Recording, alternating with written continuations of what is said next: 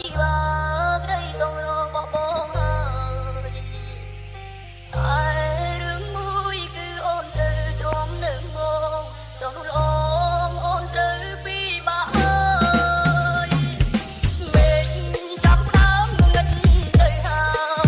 យបាក់ត្រានត្រើយរូបអូនស្រស់ស្រង់រូបអូព្រោះតែបងជាប្រុសមិនល្អមើលស្មងសសមរាប់មើលតែអូនបានបងគឺជាក្មេងស្ទៀវមិនសាសមនឹងរូបអូនទេបងតែឲ្យមានស្នេហ៍អូនយំរត់ថ្ងៃ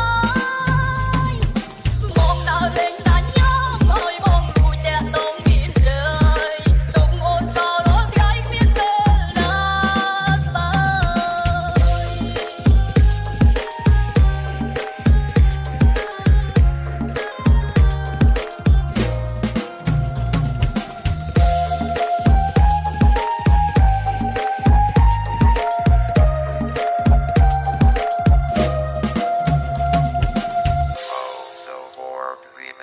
មេឃ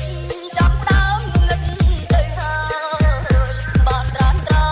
យរូបអូនស្រស់ស្រង់រូបអូព្រោះតែបងជាប្រុសមិនល្អមិនស្មងសសមរាប់មើលតែអូនបានបងគឺជាក្មេងស្ទៀវមិនសាសមនឹងរូបអូនទេបងតែឲ្យមានស្នេហ៍អូនយំរត់ថ្ងៃបងដើរលេងដាច់យ៉ងហើយបងរួចតែតងមានរឿ